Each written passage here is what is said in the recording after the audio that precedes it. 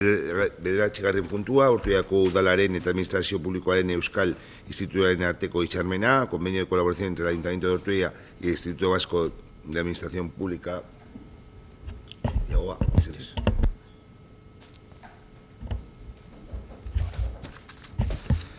Egunon, gaur euskara sailetik ekartzen ditugun gaiak elkar lotura daukate bien artean. Alde batetik IBAPekin genuen lankidetza hitzarmena urriaren 2an amaitu egin zen, eta honen bidez ekartzen dugu. Honen bidez, udaletxean hartzen ditu konpromesu batzuk, haien artean udaletxeko euskara barne plana indarrean egon behar da, eta 4 urterako da.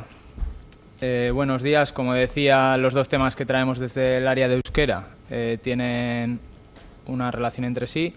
El acuerdo que teníamos con el IBAP caducó el 2 de octubre y el Ayuntamiento, mediante el nuevo, adquiere ciertos compromisos, entre ellos tener en vigor el plan interno de euskera del Ayuntamiento, y sería para 4 años desde su firma. Eskerrik asko, Yagoba. Tamara Asier.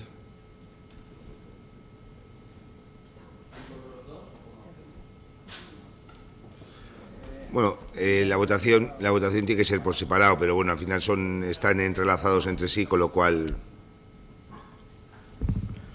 Bueno, nos parece bien que haya este tipo de convenios que ayudan a las personas trabajadoras al aprendizaje de euskera.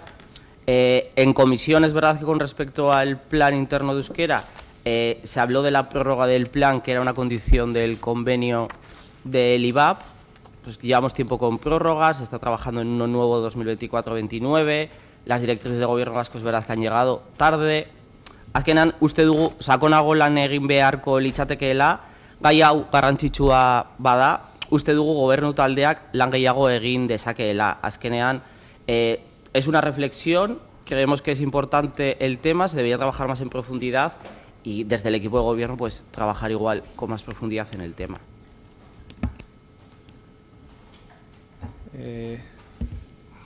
Está bien.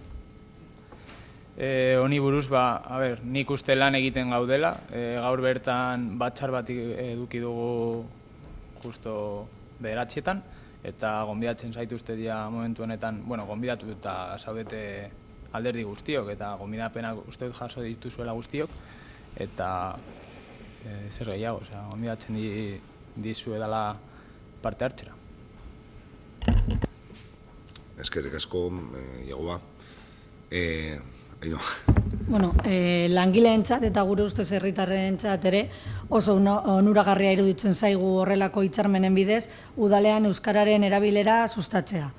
Euskararen normalizazioaren aldeko aurrera pauso guztiek gure babesa izango dute, eta horregatik puntu honetan aldeko botoa emango dugu. Eskerrik asko, Ainhoa. Zer gehiago? Vale. Ortuella Udalaren eta Administrazio Publikoaren Euskal Institutuaren arteko hitzarmenaren alde onartutzat geratzen da.